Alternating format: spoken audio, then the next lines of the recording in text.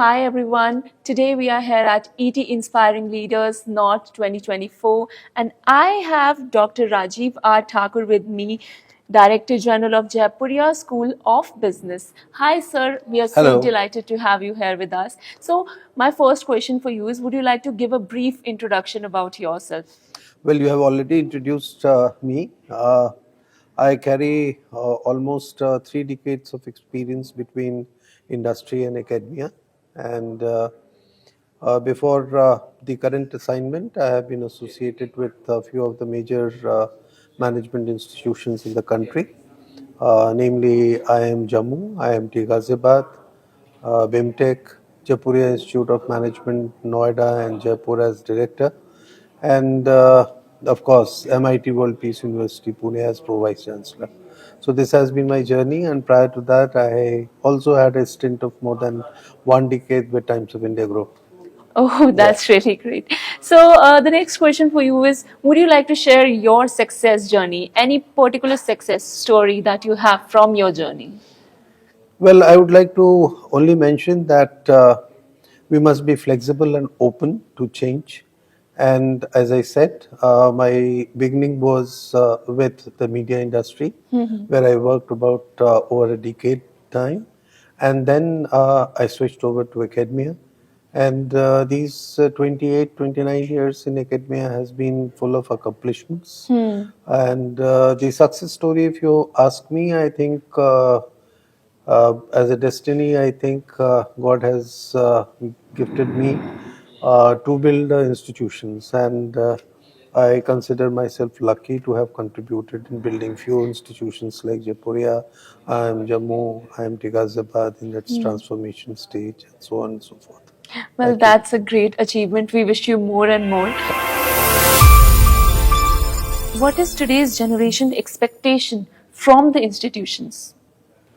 Well, see, as far today's generation is concerned, they have moved ahead of brands and buildings of the institutions. It doesn't fancy them anymore. They are more interested about their own passion, about their own likes and dislikes, and I think that this generation is very much clear about what they want to do in life. So therefore, I think, say for example, if you have a computer scientist, or and he wants to make a career in management, or at the same time he would be passionate about music, so he or she would like to explore how the computer science is going to uh, integrate with his passion of Yes. music. So therefore, they would be looking for a program which would prepare them for the music and the music industry. Similarly, people who are sports buff, not necessarily which stream he comes from, whether a technical background or a management background or a social science background, he or she would like to make a career in sports, and therefore they would look for the right curriculum, right program in the institutions. So it is possible that they may choose lesser known institutions but offering a better program which suits them better and prepares them for a career which they are more passionate Passion about, yeah. yes. So it is just not that okay if they get into IIM Ahmedabad, it doesn't mean that they may necessarily choose IIM Ahmedabad. They may go for a third or fourth rank B school which offers them a better program. Well, I totally agree with that because I believe that today's generation is more lean towards their passion. Correct. No matter what background they come from, they True. are lean towards their passion. You're right. So far, approval by government and ranking mattered most for aspirants. Why they should be preferring institutions with accreditation? Oh, I think that's a great question. Yes. See, as for accreditation, we must understand in a very simple way that accreditation addresses to the quality standards, quality benchmarks of the institutions.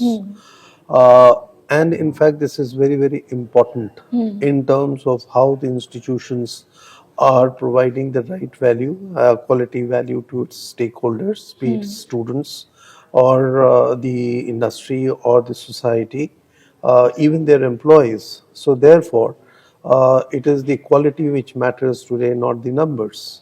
So, when it comes to ranking, and ranking is more about numbers. Yes. It is more about what the institution produces in terms of number, be it the number of students graduating from the institution, the kind of placement, the number of placements it has offered, the kind number of faculty they have, the type of research, number of research papers they have published. So these are the ranking parameters. As contrast to it, the accreditation would focus on creating that ecosystem, looking at the ecosystem, looking at those systems and processes at each of the activity points in an institution, which ensures delivering quality. Quality in terms of program, quality in terms of the kind of placements, the profile of placements, the kind of, it's not no more the number of faculty, it is the quality of faculty. It is no Yes. more the number of research which is happening in that institution, but it is the quality of research which is happening. So that's something which is more important. So on one hand, accreditation, an accredited institution provides value to the students. On the other hand, it sets benchmarks for the institutions, create aspirations for them towards excellence, just not international but national, but also international. And as far India is concerned, we have two, three government accrediting agencies, namely NAC, we have NBA, regional agencies, which we have South Asian Quality System, and then we have international accreditation bodies like ASASB, we have AMBA, you have EQUIS. So these are the major, and these are in the management domain, and of course you have many other rankings as far the technical institutions are concerned. So it is all about quality standards, it is all about delivering quality, and this quality actually must satisfy what the students are looking for, what the Yes. industry is looking for. Because when it comes to ranking, you can get it at any other institution, but when it comes to values, Correct. that you can get in Correct. only So it particular talks about institutions. quality, and the quality comes out with the right kind of ecosystem, Exactly. with the right kind of processes, system, right kind of people. So, and the accreditation models ensure that whether it is national accreditation or international accreditation, they ensure that the institutions maintain those standards, and they keep on aspiring for higher benchmarks and higher standards. And the placements also are according to that only. Definitely. So my next question for you is how you foresee the future in 5 years for management education in India. Okay, see, there's so much happening in the industry today. In fact, you must be aware that the new education policy came in 2020. Yes. So this is one important driver which is driving the management education, just not management education, but higher education. At the same time, there are government priorities which wants the higher education institution, including management education, to meet up with the global standards. They want it to be research-oriented institutions. It wants the institutions to be more of bigger institutions with larger scale. On the other hand, the new education policy has given a lot of new ideas, new thirst in terms of multidisciplinary learning. So it is just not that okay, in management you're only teaching management subjects. So now the student, under new education policy, the students have all the possibilities and choices that they should pick up subjects of their choice, which is across disciplines. So therefore, the institutions should ensure that these possibilities of multidisciplinary subjects are available into the program. Similarly, you have other flexibilities built into the system. It also talks about globalization, it talks about entrepreneurship, it is more focused towards the skill building. Now, therefore, the entire focus of the management education institutions has to revolve around these areas in terms of designing their curriculum, which has to be multidisciplinary, which gives ample opportunity, a holistic learning approach for the students. They should also be focused on creating of skills, not only Yeah. awarding of degree. At the same time, what is the third driving force today is the technology, the new age skills. So whether AI. it is artificial Yes. intelligence, data sciences, analytics, so this is the new demand for the industry. So skill. So again, the curriculum and the focus of these institutions, the management education institution, has to integrate these kind of subjects and domains into the curriculum. And then of course there's another important dimension which comes up in terms of internationalization.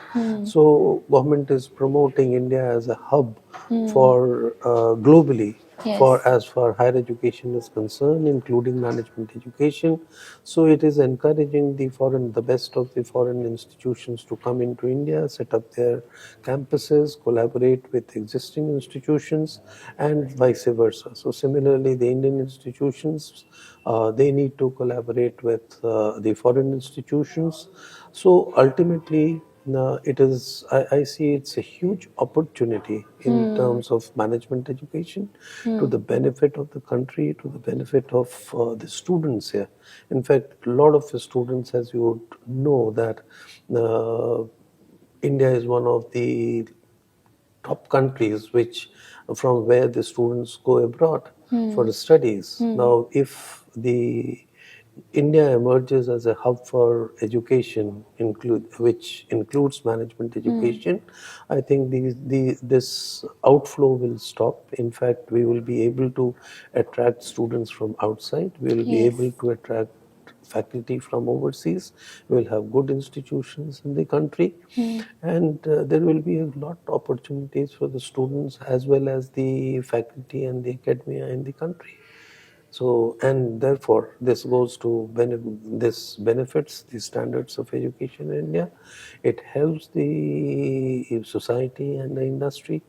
So I think overall, this is going out to be a very, very positive scenario, and which is very transformative. It is not just an incremental change which is going to happen, but it has to be a transformative change. So, in conclusion, the students will be having a larger area of exploration, Correct. and they can even pursue their passion also at the Passion, same and time. at the same time, the quality standards would be globally benchmarked. And just Yes. not the students, I would say even the industry would benefit, because you will have a better skilled students. The academia, the faculty would also be benefiting out of it. So I think that's a very win-win situation for all. As well as they'll be following the trend at that point of That's time very also. good. That's very good. Well, thank you so much for joining us. It's my Thank you for pleasure. your valuable insights and thoughts. It has helped us a lot in that. Thank you so Thank you so much. much. It's Thanks a my lot, pleasure sir. indeed. Thank Thank you. you. Thank you.